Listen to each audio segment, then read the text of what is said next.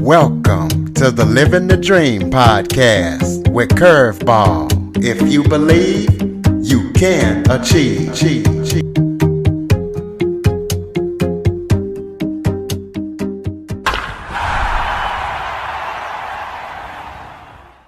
Welcome to the Living the Dream with Curveball podcast, a show where I interview guests that teach, motivate, and inspire.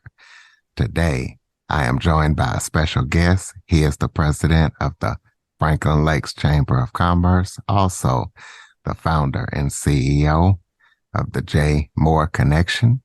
It's been in business for 28 years, and what they do is they help people who are not comfortable with technology or who are comfortable with technology in all walks of technology life. They help them, and they also strive to make the community a better place. His name is none other than John Morley. So, John, thank you so much for joining me today. Thank you very much. It's a pleasure to be here, Curtis. Why don't you start off by telling everybody a little bit about yourself? Sure. So I am a serial entrepreneur. I should tell you that doesn't mean I'm wanted for any bad reasons in any parts of the world.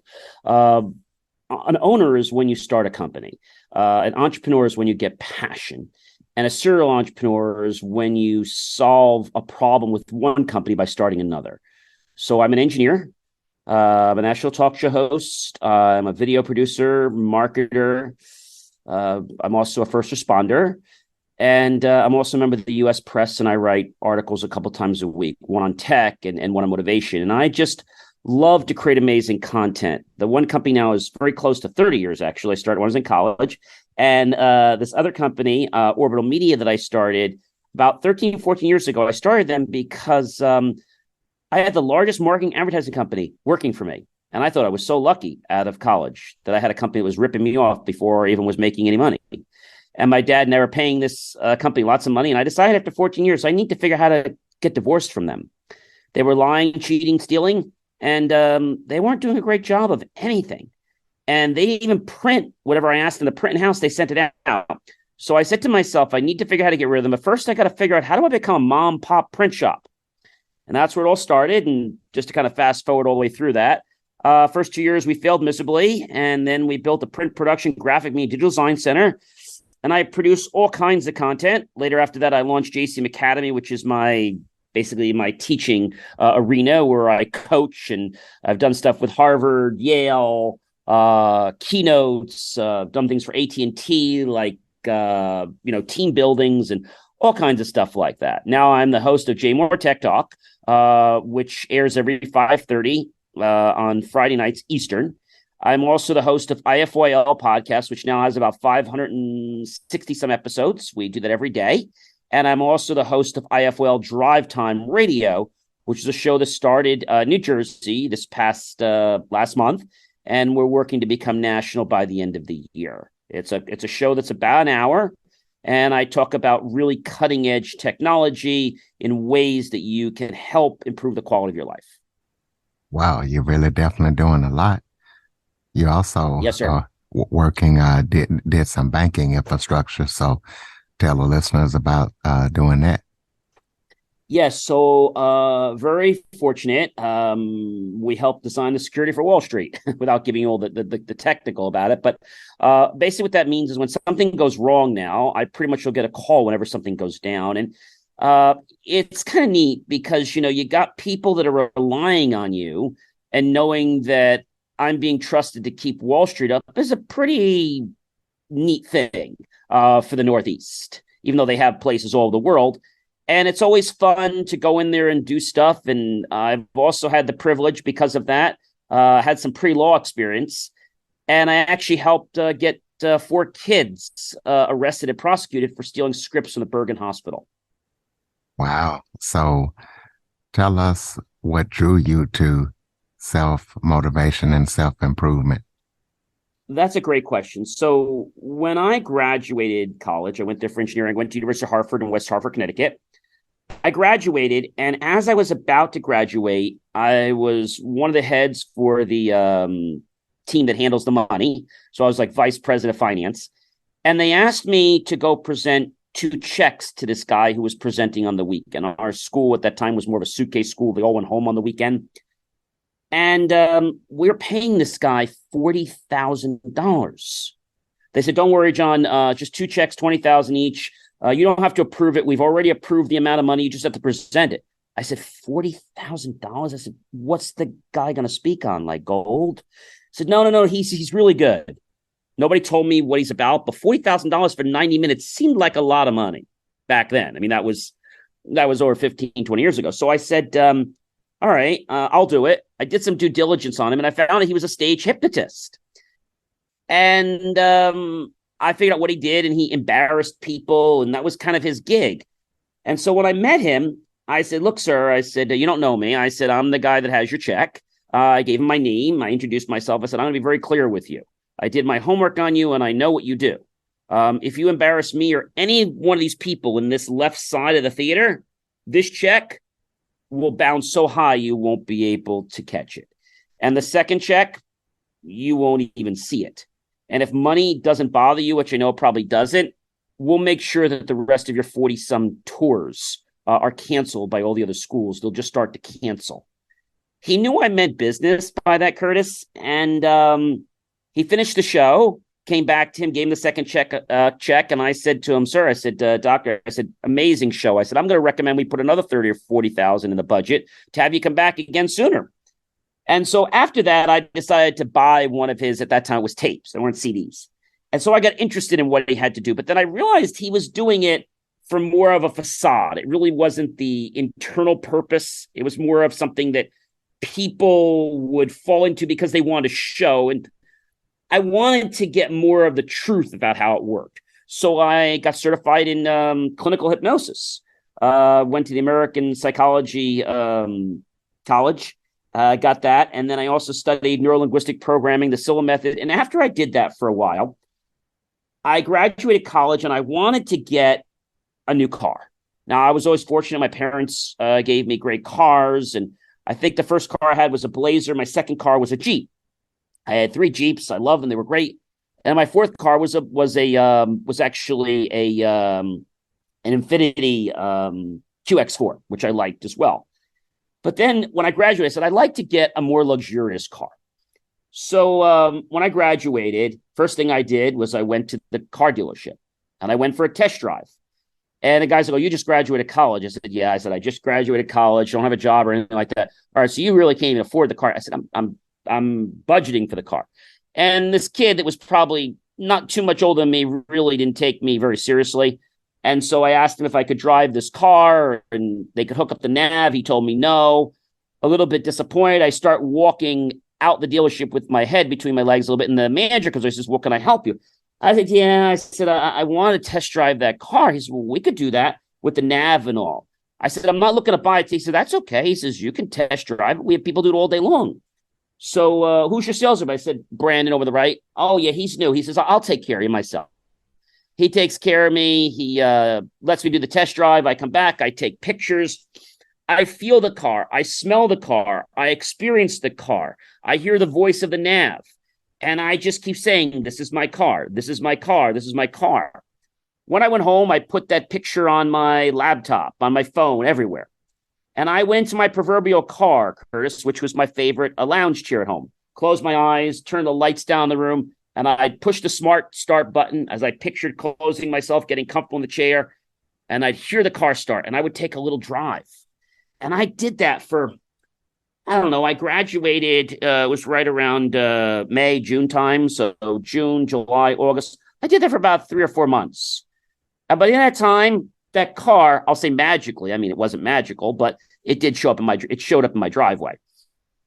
And that's when I realized, Curtis, that I am keeping myself from doing a lot of good in life. And a lot of people are doing the same thing because there are programs that are put in our head that we don't necessarily want to be there. And we don't even know are there, but yet they're running our life. And so I said, I need to be concerned about what's in my head and figure out what I want to keep and what I want to get rid of. And that's when I realized no one has the right to make me feel inferior about myself. And I started getting more into neurolinguistic programming, learning about states such as the alpha, the beta, the alpha, the theta, and delta level. And to me, I love inspiring people. That's why I do daily videos. I have a science channel. I have a motivational channel. I do unboxings. And I just believe that everyone should be treated in the best manner. I was at a dollar store not too long ago, and this lady, I'll call her Ginny, that wasn't her name, and she's not very nice to everybody, but I needed something on one of the shelves in the back. And I said, hi, Ginny, right? She's like, yeah. And I looked at her tag, and nobody ever calls her name. I said, Ginny, could you help me? I need to get the red tablecloths. They're way in the back. Is there some way you could help me get to that top shelf? And because I need like 12 of them. There's only one down here. She's like, give me a minute. And then she helped me. She came back to the register. And I said, I have one coupon. I have another one at home. Is there any possible way that I could go home and get the other coupon and come back? She's like, don't worry about it. She says, I'll just give you the second coupon. And I said, no, that's really nice of you, Jen. I said, you are such a nice person. She said, well, thanks. I said, I hope I get to see you again. I come in here all the time. You do? I said, yeah, I come in here all the time. I said, I'll make sure I check out with you all the time. And she was really nice. And everybody like, who'd you deal with? I said, I told this lady, oh, she's terrible. I said, no, she's really nice. So nobody bothered to get to know her name. And no one ever bothered to become genuinely interested. I learned that with Dale Carnegie, how to win friends and influence people.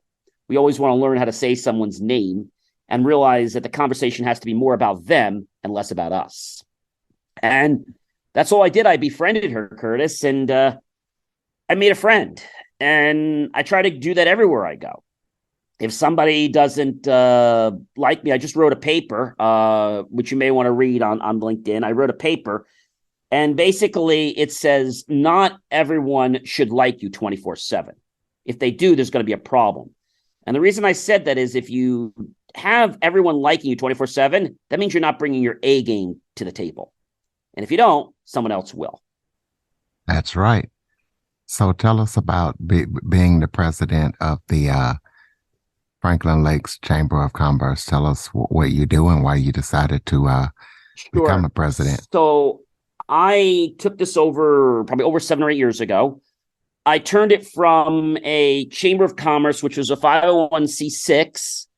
With my own money, I turned it into a 501c3, which is a full IRS forgivable charity, which means that you get your business expenses, but in addition to that, you also get it to be an IRS-free tax deduction.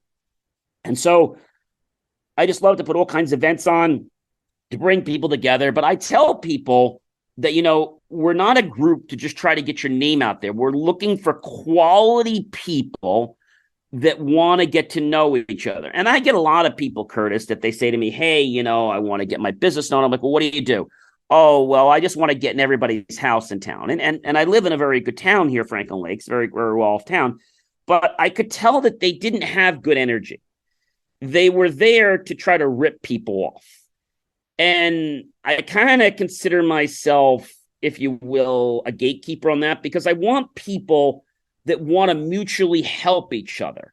And I think that's always a challenge in organization. But I donate all the video production there, all the marketing, graphic design. Like we're getting ready to host a grand opening for PNC Bank next month. They're opening one of their branches. So it's a lot of fun. It's a lot of work. And sometimes it's not always easy to get the volunteers, but I find it's fun. Like we've done a drive for Center for Food Action many years.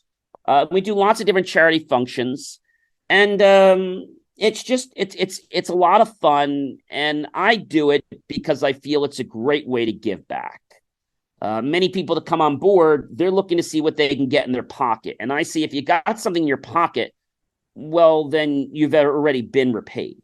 If you're doing something for the purposes of trying to help people, maybe you'll get a reward later, but you shouldn't be doing it to try to get a reward. Tell us what you feel makes you unique in the motivational and keynote space. That's an excellent question. There are a lot of motivational speakers, as you know. My very first motivational speech started out without me even getting paid a dime. I think it was Harvard I spoke for first. And I literally talked to this guy, a few years older than me, when I was on my way back just before, I think it was just right on spring break. I was coming home my last semester, and he did a keynote. And he's like, yeah, we need somebody in 1999. He's like, you ever done this? I said, yes. I'd never done it to that large of a crowd. And the topic came off my head, minor and major inconveniences. I think the big difference between me and a lot of other keynote speakers is I care. And I'm also really passionate about creating content that's going to arouse auditory, visual, kinesthetic, and is going to personally connect with every member of that audience, even though I can't physically shake everyone's hand. I want that content to be like, yeah, that's me, or yes, that relates to me. And to me, that is so priceless. If I could get you to change your life or change a perspective on something, it makes me really happy. So what makes me unique is that I care. When I create content, it's about the other person. It's never about me. And I always give examples, and I always give tools, tips, or techniques that you literally can implement right away without even buying anything from me. You can just use those things, plug them into your life, and you can start to get results. But a lot of people think you can't do that, or they become afraid, or they don't have confidence in themselves, which is why sometimes they need coaching. Do you have any current or upcoming projects that you're working on that people need to know about? When is you going to write a book? When is that new book coming Yes, out? I am. So 25 Gifts of Inspiration to Change Your Life will be out by the end of this year. I started working on it a little while back. And so that'll hopefully be completed. And it is my goal that when that book comes out, it's not just going to be a book, but it's going to come with some toys, if I would like to say. And there's a toy basically for each chapter. When I say a toy, it's a prop. And that prop is going to help you think and connect to that chapter.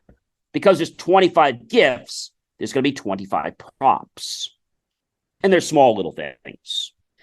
I do a JCM Academy masterclass every single week, pretty much.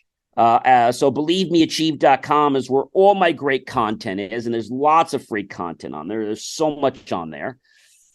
And I just look for things that are going to change people's lives. And I know that not everyone out there wants to change their life. They say they do, but they're not willing to take the steps. This year, starting, I think it was February, we got our first regional radio show. And by the end of this year, we'll be hitting out to 41 million people by the end of the year. So we got a few things we're working on. I think the biggest thing we're working on right now is to be a motivational speaker in the United States that's going to give people a new perspective of, yes, I can do something. And just give them that, not only that push, but give them that proverbial pat on the back that, yes, I can do this. And the way I a lot of times do that is I give someone a simple technique. One of the ones I use is you have a great memory. Even when people say they don't, I do a little demonstration with them, and they're amazed at how their memory works. And I said, this is how your entire body works. So what I can do is give you the manual that will be personalized for your body, because unfortunately we didn't get one. Speaking of your shows, tell people about your podcast, your shows, and how we can listen and what we can expect when we do listen. Absolutely. So as I said, I have many shows. You can go to believemeachieve.com, which is basically a link tree. But if you go to believemeachieve.com 24 hours a day, you'll be greeted with hi, everyone, I'm John C. Morley, etc. A little thing there. And the first thing on there says Inspirations for Your Life podcast. If you click on that 24 hours a day, you'll be able to get access to my 560 episodes and counting of the show Inspirations for Your Life. Now, I also have Inspirations for Your Life Tuesday morning, which is our drive time, which is the show that's going to be syndicated. And that's on WTBQ.com. It's live every single Tuesday morning at 10:05 a.m. Eastern. So no matter where you are in the world, if you want to hear about great premium content, you'll be able to go there. The end of this month, we'll be releasing premium content for our paid subscribers on the Inspirations for Your Life podcast, because we believe we need to step up the game a little bit for those that really are serious about changing their life. And so we want to offer that out to people that are going to pay a few dollars, not because we want to charge them, but I want people to make a commitment in their lives. And I feel if we ask them for $10 or $20 a month, I know they're going to be serious and they're going to be vested in doing what I tell them. If it's just coming off a free show, it's not going to really matter much. So we figure, why give that information to everybody? Because not everybody's going to appreciate it. We also have the next link, third one down, is JCM Academy's master classes. You can scroll down. There's my daily videos, which are pretty amazing. My TikTok. I write recent articles every week. I write 2 articles. I wrote an article about the man, Percy Spencer, who was the genius behind the microwave. He's the man who brought, I think it was a candy bar to work, and it melted. Talked about the lady who helped design the dishwasher in 1850. She wasn't even an engineer, but she had her family that were engineers. And then we have JCM Academy Business Coaching. We have JMOR Connection. We have the JMOR Tech Channel, which is all our tech shows. And we also have the John C. Morley Serial Entrepreneur Group, which is a great group that basically highlights a lot of things that entrepreneurs want to know in regard to business. I think everyone out there wants to make a change in some capacity, but the biggest challenge is they're not as committed as they say they are. So if you say something, you don't commit to it, then how can you be disappointed with yourself if you don't get results, if you were never that passionate anyway? I always say you have to ask, you have to believe, and you have to receive. And this, I'm going to turn back to a religious quote. I don't know if your show's religious or not. I try not to mention it too much, but I am religious. And so on the show, we talked about something I learned from Facing the Giants. And there was this man, Mr. Bridges, who was in the hallway. And Grant was this coach they were about to throw out, unfortunately, because he wasn't winning football games. So he was having problems at home, having a kid, keeping a healthy life. His car wasn't working. The team wasn't winning, and they're ready to throw him out. And he didn't know what to do. And he prayed about it. And then he went to the football team and said, I'm not here to have you win football games. He said, what? That's not my sole purpose for you to be here to win football games. Well, why are we here? You tell me. Well, to impress our parents. Nope. Anyone else? So we can impress our grandkids and they can tell other people and we can coach Little League. Nope, that's not why you're here. Well, why are we here, coach? You're here because you want to glorify God. And as soon as you understand that, you'll start winning games. He said, so God doesn't want us to play football games? He does, if that's what you want to do. But remember, if you win or you lose, you always got to give glory to God. And when he changed that whole philosophy, the team kept winning. And at the very end, when was one game they lost, and all of a sudden they were all very sad about this one game they lost, the head guy calls in and has a message for the coach. He calls an emergency meeting when the whole team was basically packing all their equipment away. And he says, I work for a greater God, a God that can open doors that no one can, a God that can shut doors that no one can open. And today, we've got proof of his power. That team on Friday night played with 2 illegal below 18-year-old individuals. And therefore, that team's forfeit, and we're going to the World Series. So it was just very interesting how we had this perspective. And it made me reminisce another guest that I had on one of my shows last week. And she wrote a book, Margaret Agard, about putting your to-do list together every day and giving it up to God. And if we win, we have to praise God. If we lose, we also have to praise him. So that kind of sat home with me a little bit. Absolutely. BelieveMeAchieve.com. Close us out with some final thoughts. Maybe something I forgot to touch on that you would like to talk about, or just any final thoughts you have for the listeners. Sure. Well, you did an excellent job, Curtis. It was a pleasure to be your guest today. I would say a couple things. First of all, I always welcome people if they're looking to get in touch with me and they want to be a guest on my shows. Happy to have you reach out to me and we can do a pre-interview and see if it's a fit. But I want to leave everyone with an important thought tonight. And that thought is we become what we think about most often. Okay. Our wherever our thoughts go is where our energy is going to flow. That's consistent.